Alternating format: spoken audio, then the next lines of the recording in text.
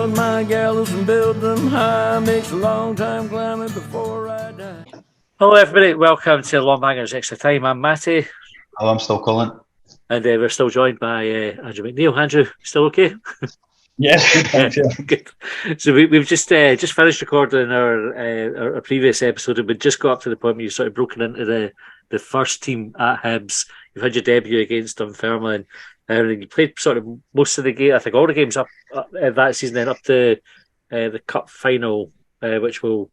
In fact, we'll be starting the semi-final at Tynecastle, because that was quite an eventful game. What were your memories of that night? So this is funny. This is again like talking about things that maybe people don't know. Many years later, a couple of years later, I played with Livingston, and there was a guy called Bobby Barr there, and Bobby was a youth team player at St Johnstone. So St Johnstone at that time had a pretty strong team, right? A strong team for the league, first division as it was then, right? A lot of experienced players, older players, Derek McInnes, like they're a good team. Mm-hmm. And in the tunnel, Derek McInnes like comes for me, like right in my face, like giving me and I'm like, what the, like, who's this guy? Like, I don't know. And Big Rob Jones has pushed me like, fuck off you. Imagine his English, fuck off you, and his English accent and all that. And I was like, what the fuck? And then first minute, there's like long throws, and I can't remember who the big centre back was. James, huge centre guy, like same size as Rob Jones, big guy. Kevin James. Oh, the boy who played the half. Kevin James, I think that was his name. Aye. Long throws, corners, and like I'm punching things, and fighting with guys, and like great, like what a great game, right? Excellent. Anyways, years later, go to Livingston, talking to Bobby. Bobby was in the stands. He didn't play. He wasn't on the bench. And he was like, our tactic that game was, because you were a young guy and you'd only played maybe a handful of games at that point, was to like getting about you. And I was like, oh, really? And like, so what was interesting was that's why Derek McInnes was like up in my face and shouting at me in the tunnel. And the funny thing was, like, after that incident, didn't think twice about it. If you know what I mean, it was just like, oh, that was weird. Again, like stupid young guy, yeah, like, oh, that's weird. I wonder what his problem is. I don't know why does he not like me? I don't know what I've done, right? And then just went and played. But this is these interesting things you find out afterwards. It was like they thought, because I was a young guy, they could like try and intimidate me or bully me or whatever. And I had no idea during the game, and so just something that was interesting. But as a whole, it was a strange game, right? Because we started off like scored pretty early, very comfortable, and it was like, oh, here we go. Like, we'll just see this one out. And then, of course, they scored, fairly late in the game. And then when it went to extra time, but I always felt comfortable. I didn't feel like they're obviously a threat. Like, you don't want to leave Jason Scotland alone up top. Like, he's a good striker. And like I say, Kevin James, obviously good in the air, set plays. But I didn't feel particularly uncomfortable. And then when we scored and stuff, in extra time, it was like, for me, it felt like, even though the goal we scored was a decent free kick from Murph, I remember. The goal. Should never have been shooting through there, and I mind saying to my mates, was that with you that night? I can't remember. I mind saying, why is he shooting through there? Too far out. Goal. He scored, right? It was a difficult one. A goalkeeper couldn't keep it out. Cat couldn't keep it out, and that was it. And then we scored the third one, right, to seal it. So, in the end, it was like, again, this is like, you got to appreciate my mindset at this time. Is like, this is very normal for me at this point, right? Play, win. Everything's going all right, and it was good. It was a good day. Maybe people aren't going to like this. I like playing at Tynecastle. I think Tynecastle's a great stadium. I love how close it is. I love how straight up it goes. So I've always enjoyed playing there. I've played there only 3 times or something, and I've always enjoyed it. So again, I enjoyed the atmosphere that night. There was quite a few St Johnstone fans, loads of Hibs fans. It was just another one where I'm just like, let's just keep on going. This is brilliant. Let's just go. And there was a St Johnstone fan streak, didn't he? Like, he sort of ran onto the pitch, he was naked. And then what I remember about it is when he was jumping back into the stand, they tried to vault one of the barriers and caught right between his legs. I mean, it was a cold night anyway. Like, it wouldn't have been a night I would have picked for streaking that way. But it ended badly for him. That's a mad time of the year to do it. It's like January, February time, isn't it? It was cold. Aye. When you kind of go back in the dressing room after that game and that's settled on it, the team have a sense that there was a proper opportunity to go and get a trophy then? I can't remember when the other semi-final was played. I can't remember if they played first, if it was played at the same time. So initially, I think it was just happy to be in the final. And of course, when you're playing against Kilmarnock, it's like it's not Celtic or Rangers, right? You know what I mean? And so of course we had like felt confident, felt good about it, and it was just a case of like just making sure we were ready for it, really. Because they were both out already, weren't they? Because I remember we beat Hearts in the quarter-final that year. You would have maybe been on the bench when Rob Jones scored. And they both got put out that night because you're thinking, we're in the semi-final and there's no Rangers or Celtic. I can't remember who Kilmarnock played in the semi, but I'm sure they were both out already. So it was a huge opening. But we've all been there before, only a few years earlier, actually, when we go. Yes. Massive chance. Yeah, I was at that one as a fan. There's a couple of years before, Princeton, yeah. Kind of blacked that out of memory. Shouldn't have mentioned that. So I suppose then what we're interested in is like the sort of the build up to a cup final. What's that like from a player's perspective? Sort of night before, leading up to the game. You went to Spain, didn't you? Yeah, actually, it wasn't even the night before. Did John Collins not take you the way to? Cause that's where a lot of the shit started happening with Mikey Stewart and that. I think, like, because he didn't get out for a beer and that. Is that not right? Yeah. So I got injured in training. I collided with somebody in training and got this like it's called like a hip pointer injury. Basically, my whole side locked up. So I didn't play. There was like a Scottish Cup game against Queen of the South. I didn't play. Simon played, and then we went to Spain, and halfway through that, I got back fit. And then when we came back, we played against Rangers. I didn't play, and I got back in the team after that, and then played in the games in the build-up. So yeah, for me, it was a long time ago now. Like I can't remember exactly, but that was kind of the timeline. And we played one, and it was like. But I think again, it felt. Obviously, it's nerve-wracking. For me, it's always like before the game starts, you're like a little bit twitchy because there's a lot of waiting around. Like there's a lot of waiting around. But it felt okay in the build-up and then, into the game. But everybody seemed all right. Nobody was like on edge. Nobody was like twitchy. And for me, I don't know if you ever see it again, but I've seen it on the video. I say I'm a little bit nervous, right? Like going out, and I'm walking. I'm holding the kid's hand, the mascot, and the cup is on a pedestal. I don't know if you see. I'm walking out, and my head's kind of down, and then I lift my head up, and I see the cup, and I just start smiling. Right? I was like, oh, here we go, eh? And then that was it. It was like, right, this is what we're doing. I was nervous in the build-up because you're on the bus and you're eating food and you're hanging about. It's an hour and 45 minutes before kickoff. But then once you get going, it was good. And and it was a great. It was after seeing the trophy and being able to now focusing on what we have to do in terms of the game. Yeah, I felt real good, and the team played really well. Like in the end, it ended up being like a bit of a doing, but in the first half, it was more kind of 50-50, right? And the snow and all that kind of stuff, right? You made a save in the first half, didn't you? As well, I think a decent save, was it? I've watched it back a couple of times. I've never noticed that bit of you doing the smile. I need to watch it again. But the was it a header for Naismith or something? Because Naismith played for them at the time. I'm sure you made a save. Yeah. It was pretty comfortable. Yeah, pretty comfortable save. I mean, they had pressure on that, but there wasn't too many attempts. There wasn't too many attempts on goals. But again, it's just that way. I mean, Stephen Naismith was a striker for them that day, right? And you think about how well he went on to do. So they had threats. Nish was playing. Nish was playing. Yeah, well, they had a good team. They had an experienced team. Yeah. Alan Coleman goals, who later became goalkeeper coach at Hibs, right? They had a strong team. So no, and it went well. And obviously, probably halfway through the second half, like it was done, right? You know what I mean? When we went 3-1 up, it was like, we're cruising, and then finished it off nicely. No, it was great. It was great, man. It's hard to explain, but also in some ways felt like quite easy, like because we ended up winning 5-1, and like as I say, everything's just stacking on top of itself. Like semi-final win, final win. We were also in the semi-final of the Scottish Cup at that point. Like everything was going in a really nice direction. Yeah. What was? Do you remember much about the team talk? Like in the dressing room, what the words that John Collins said to you, or was he the sort of manager that would do all that sort of work way before the game? John liked the video montages before, So normally in the hotel we would watch. He was a big fan of like guys scoring goals or making tackles, cutting, editing stuff and saves and stuff like that. So we'd have had that.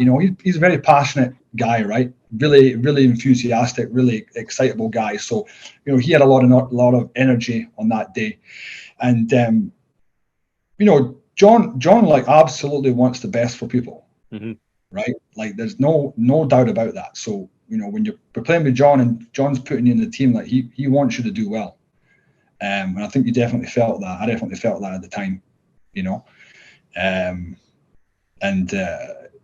so when going into that game, like I felt very comfortable, and I'm sure probably everybody else did as well that was playing, because he really did back you. When you were in and you were playing in that, he was on your side absolutely. So he made people feel good.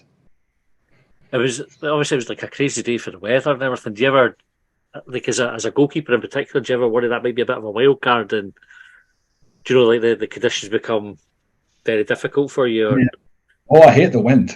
It's one of the best things about being a coach. The wind doesn't bother me anymore. It used to irritate the life out of me playing, because like it makes the crosses, either they hang up or they go really fast.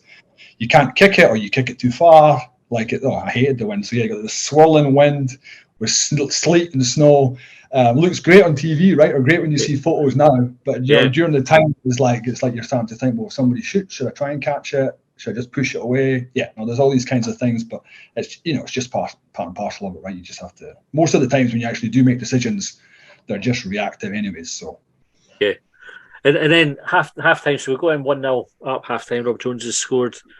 Do you remember much about the half time? What the chat was in the dressing room then? It was just more of the same. It was just more like they keep on going. Like we were there decent, but we were in the ascendancy. Like let's keep on going. Everybody felt good, right? Going in with a goal was good. If it had been 0-0, of course, would have been a little bit more nervous.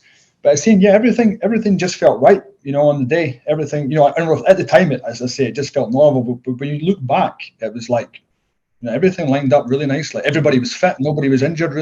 Nobody was really injured. Like everything was good. And I think that definitely was reflected in the performance, right? When did they score? Was it at 2? Did they go 2-1 or 3-1? We were 3-0. 3-1 and 4-5. Yeah. So even when they scored, like I was. That's where I was going with it. The crowd around me were getting nervous, and I'm going, "Fuck, it's 3-1, and we've been really good. Like, calm down." Yeah. But it was like folk where you could sense it in the crowd, folk getting agitated. I think it's different. Like if it had been in the first half and 0-0, and they scored from a set play, because again they had big guys, experienced guys, like you would be nervous going, because they could park the bus here and it might be tough. But when we're 3-1, they still have to score another 2 without us counter-attacking and scoring. Yeah. And again, if you think about Stephen Fletcher's one of Stephen Fletcher's goals, again he's through 1-against-1, almost not half the pitch, but a huge amount of space to run into, because now they're chasing the game. It's like because we went into the lead, it was very difficult for them and their style of play, I think, to they would have had to have scored 4 corners or something in a row without us. It is possible, but I know. Yeah, unlikely. I've said it before. I'm sorry, I've said it before a few times on here, but the first time you told it, or one of the players that have won it, I had a bet on that day, right? I put Rob Jones single to score first, so that came in. Right. My double was Rob Jones first scorer on 4-1. Fucking gutted when the fifth went in. So it was like 100, 200 to 1 or something. It was mad price. And I'd done it in the morning. Paddy Power, 4 I left the house. It's like, we're going to do them easy today. Like 4-1. Telling folk at work on the Friday. I was really confident going into it. I really like that going into any Hibs game. But I really fancied it. And then Alan Coombs scooped that one up and Fletcher knocked it past him. I was like, yeah. Bastard. Who was more angry, you or Alan Coombs? I think it was me at the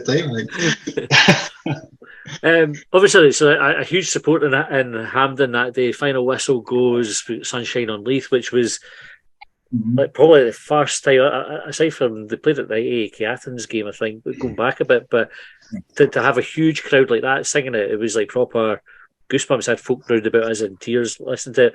What was it like on the pitch, seeing all those sort of celebrations?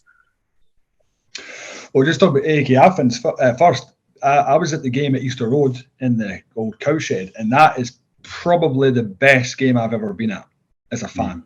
Like that, and obviously it didn't work out well, but we were in the game for a long time, and well, maybe we could have went through, and like it was for me, that is the best game I've ever been to, and I absolutely loved it. Atmosphere.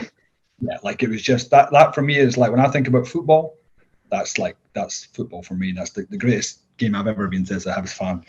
And how did you score that header in the last Paco minute? Luna, Oh, that's what everybody remembers about that game. It's like there's some he cracking scored two goals good in it. goals. I know. Everybody remembers the header that was missed. That's it, right? If it goes in, if you miss, it goes down, it's in the wrong way, right? But that's also part of what makes football, right? Is the highs and the lows, right? So, after the game, well, again, like, what do you do? I don't know what to do.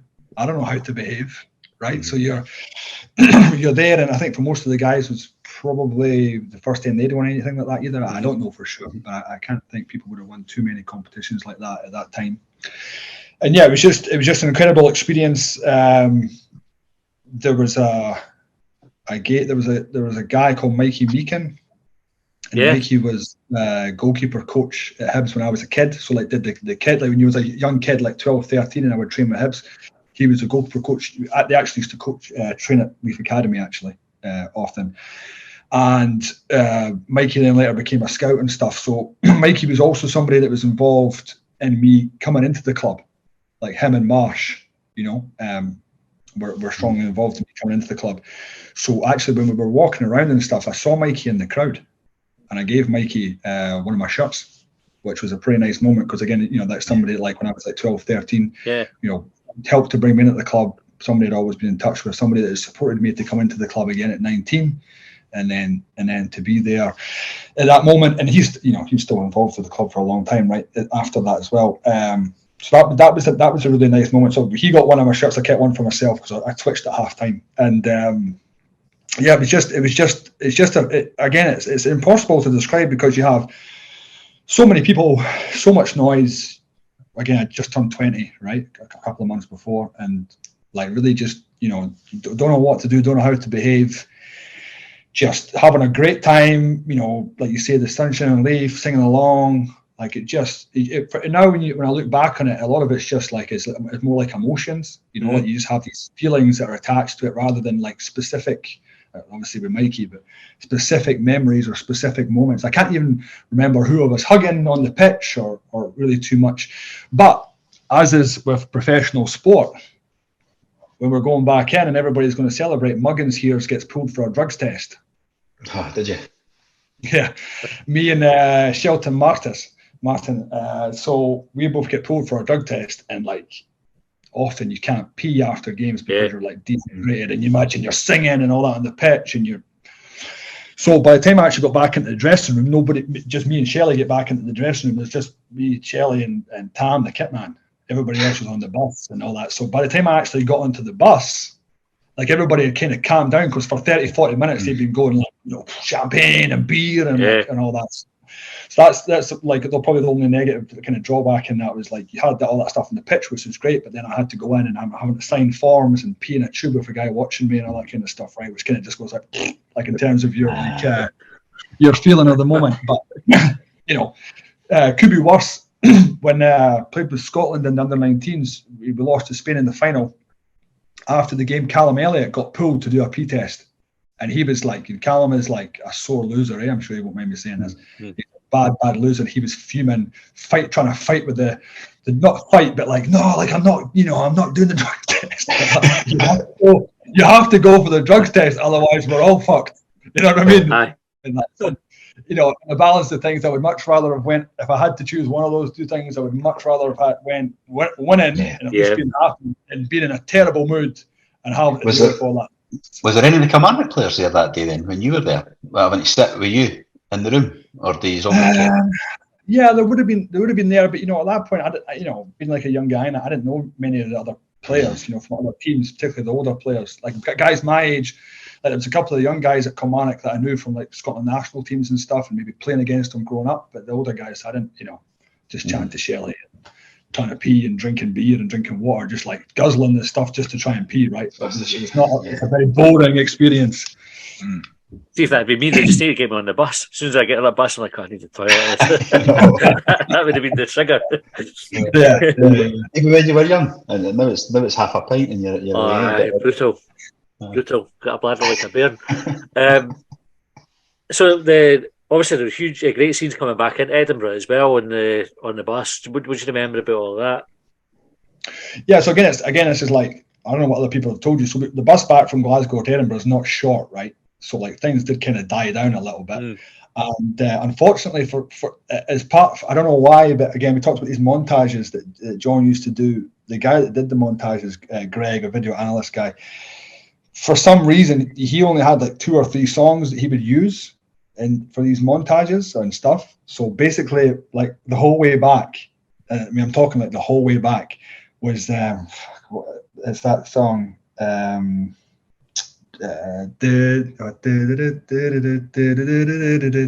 Fratellis. Fratellis. That was Aye. Yeah, well, like I blocked it from my mind. Like it started the whole way back, and everybody was just because it kind of took a little bit of a nosedive there. But everybody's tired as well, the adrenaline and everything. Just like because you're so pumped up for the game, you don't even realize the nerves and all that. So everything came down. So we initially went to the City Chambers first to do like a meet and greet there, for like I know again it's one of those ones where like that's kind of cool, I guess, but like it wouldn't have been my choice if it had been up to me. Shaking hands with these people that you're never going to see again or whatever, and then back on the bus and then making our way, to where everybody was lying in the streets, and that was that was again you sometimes see that stuff on TV, but to be sitting there and seeing that and seeing these people there for the team, it was crazy because like a lot of my friends and stuff, right?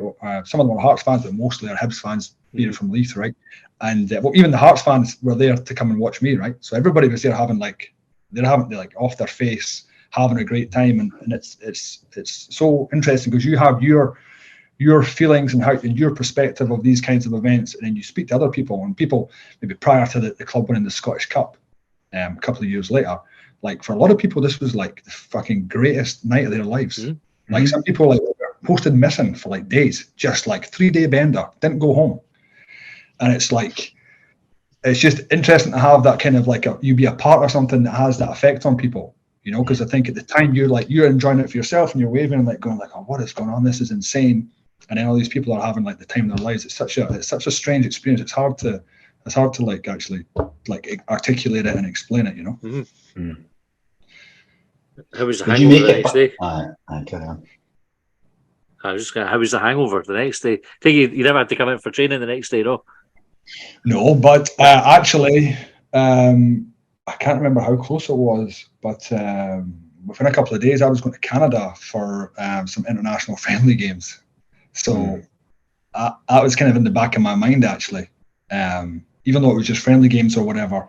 It's definitely something now when I look back on, it's like I should have just fucking went mental. But I was just like, again, for me, this was like very much like things were just stacking on top of each other. And it's like, we've got Canada, we've got this preparation to see, because in the summer we're going to play in the Under-20s World Cup.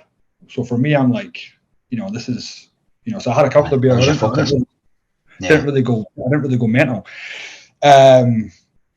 Which I wouldn't say I regret, but I think it was like, it's more just like, because that's what I wanted to do right at the time. Yeah. So I don't regret, but it's like, sometimes maybe didn't take stock of actually what that meant and what that probably comes back to what you were saying, though, isn't it? Like this is just stuff that happens to you.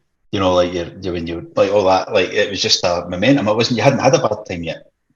It was all good. It was just, this is what happens. We've got the cup semi-final in a couple of months. We'll probably win that as well. We'll do it all again in May. Yeah, exactly. And then we maybe have the final and then have the Under-20s World Cup. We had a really strong team. Maybe we would do well in the Under-20s and get out of the group stage. Like why not? Because, going back to when I was 12, I was told, like, you can't do this. And then since then, it's like, well, actually, like, I can. So why is this going to stop? Like, I've turned up, I'll work hard, do the best I can, and things are going really, really well. So it's like, why would it stop? And that's not like, because you just have no idea, right? So you're just kind of just there. And so that was definitely for me. It was like, done that, read the papers the following day, good, closed the papers, the following day off to Canada, Like, and that was it at that time. I probably still got all the papers. I bought them all the day after. They'll all be in the attic somewhere, have them along with the somewhere. 2016 ones. What was the rest of your time like at Hibs? Like, having grown up in Leith and everything, having that time at the club, when you look back at your time at Hibs, what were your sort of your highs and lows? Yeah, it's a good question. So, after the cup final, I think definitely like my youth and inexperience, right? Like, I played more or less 25 games from when I came in. I missed a couple, like I say, because I had that hip injury, like 2 games or something, not many. And then played all the games to the end of the season. So 19, turned 20, you've played like 25 games, 2 semi-finals, 1 cup final. Like, I mean, you couldn't ask for any more. Like, what a great opportunity. But obviously in some of the games, things didn't go well. Games maybe I played well, lost a bad goal. And some games didn't play well and lost a couple of bad goals. And it was tricky because you don't know how to deal with these things. So if I've made a mistake before, it's not in front of anybody. The focus is obviously on development as well, to an extent. And like when you're like I say, particularly in youth football, right? Like often in youth football, the gap between players is much larger. So like we were saying before, like about talking about how you can have a bunch of guys who are the best in their age in the country, but actually only 1 or 2 of them actually going to be successful. Yeah. But they were still the best players at that age. But when you get into that much tighter area of the pyramid, it's like actually, you're not that good or not as good. Yeah. And so when you're playing the youth football as well, it was like, I can remember playing a game with Hibs youth under 19s against Kilmarnock, and like I was shit in this game. I don't know, I just was shit. Still saved 2 penalties, 4 1-on-1s, and we won 5-2. But like by my standards, like I was coming away from that like fuming, like I was fucking terrible today. But got away with it because the team probably would have lost the game if I wasn't playing. But you do that in the first team, you lose the game or you draw the game, and then the ramifications of that are not just the points. It's also, like you say, now you're walking around and people are like, giving you shit, right? And it's pretty tough to deal with, because you don't, everybody's real nice, everybody's friendly, because you're local. People that you actually don't know as well, because they know somebody that knows you. They're quite familiar with you, and it's like I actually don't know your name. Like I don't know you, man. You're speaking to me like in this very personal way, and I'm not too sure how I should be reacting, because on the one hand I just want to tell you to fuck off. On the other hand, it's like, well, if I do tell you to fuck off, like I'll probably be getting in trouble. It's real tough, and you've seen that with some other Hibs players who are less diplomatic than I are, that were getting banned from nightclubs and getting in trouble and stuff. But they just went down a different route from me. Like I've had similar things where people have said stuff and I've not even heard it, and my mates are like headbutting somebody in the club and it's kicking off. Do you know what I mean? Because people are saying these things, not sometimes Hibs fans, sometimes Hearts fans. It just depends. So it was difficult, to deal with that kind of stuff. Didn't know how to deal with it, and like I said, in terms of like myself, the tactics or the way I'd behaved was just turn up, work hard. That results in playing well, and then you just go.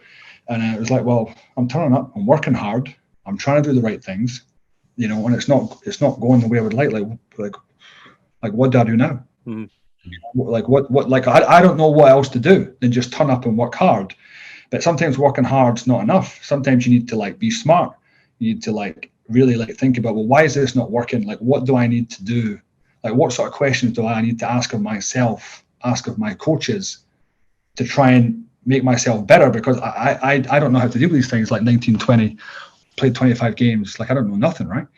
I don't even know what I don't know. And definitely a bit of that. It was a little bit tough. And I've kept sorting, and of course. Then John left, and then McNeil came in, and there's so much change. I was only at the club 3.5 years, and we had 3 coaches, right? And of course, then when McNeil left, Yogi's coming in, and Yogi wanted a blank slate, right? So my contract was up. There was never any discussions of me coming back or anything. So yeah. So it was kind of it was a tough one. So like the first year, let's say, of me playing at the club, like arrive, everything's great on the bench, start playing, win the cup, play a bunch of games was great, and then the next 2 years, let's say 1.5 years was good, and then 2 years was pretty tough. I maybe only played 10 games.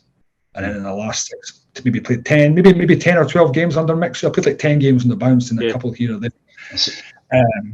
And then I maybe played my last game at 21 in the last 6 months.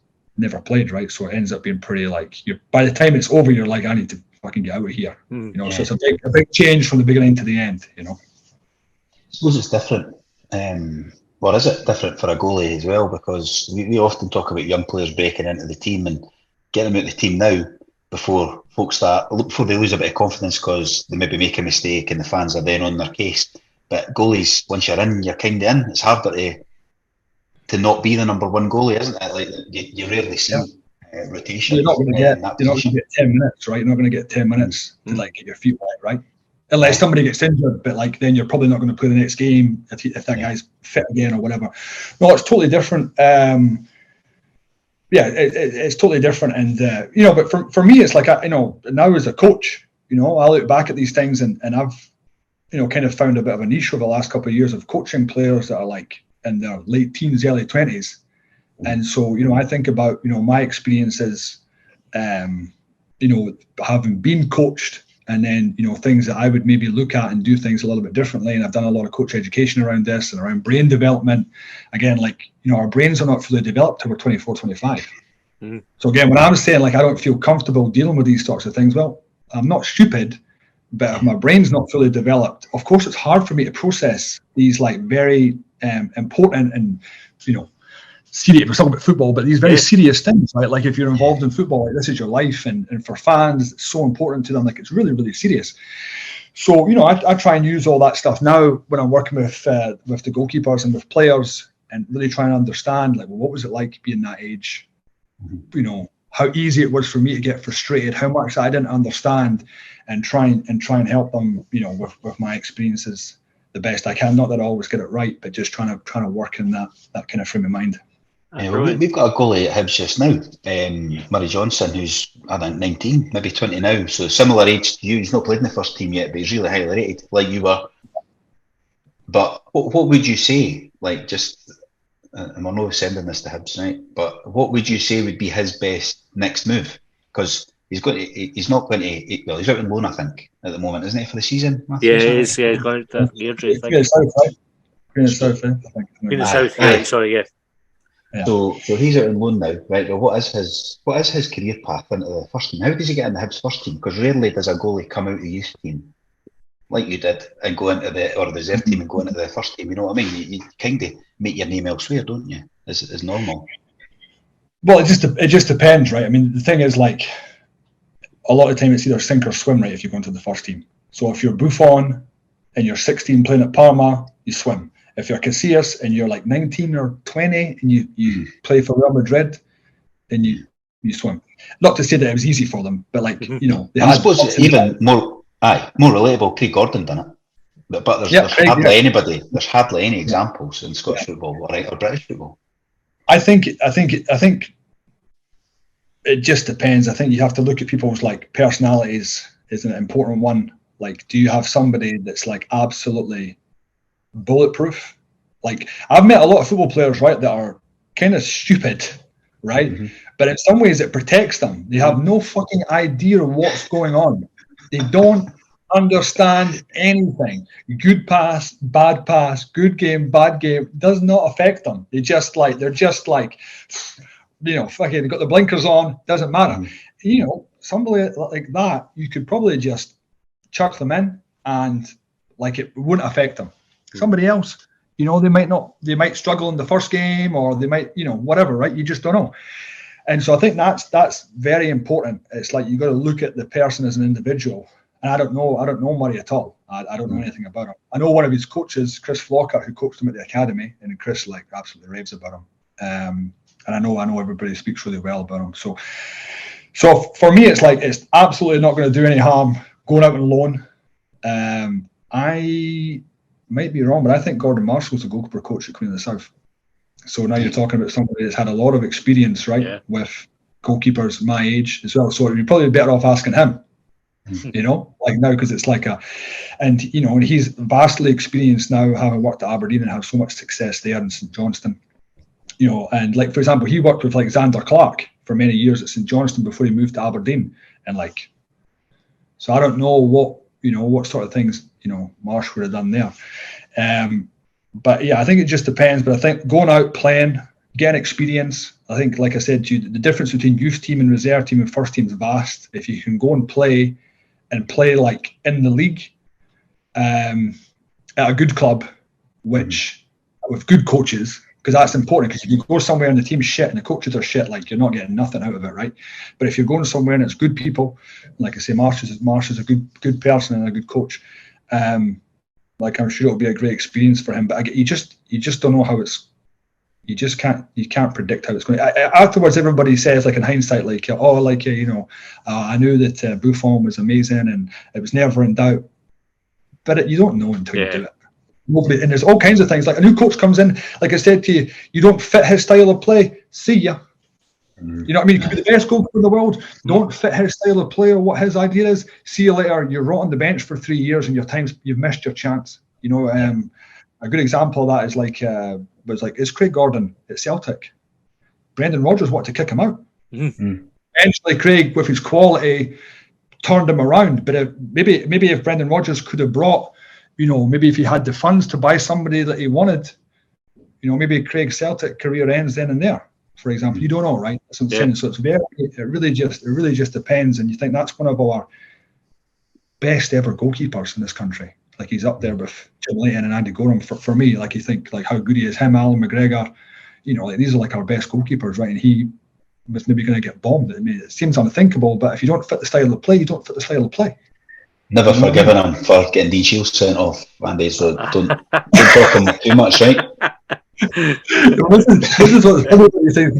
I know Craig a little bit, right? So, like, our perspective is a little bit different. But when you're on the pitch, like, don't get me wrong, when you're on the pitch, it's very much them against us, and I understand people's perspective in those sorts of things. You know, those. I don't want your goalie doing that, and I would forgive him for it, but I'm never forgetting an opposition goalie for doing it. No chance. Still to this day. Listen, we're out of time. Andrew, thanks very much for taking time out to do this. It's been brilliant. Really enjoyed it. I hope everybody's enjoyed listening to it, and I can't thank you enough for doing it. So all the best for the rest of your time over in China, and I hope we speak again soon. Thanks for listening, folks. We will see you next time.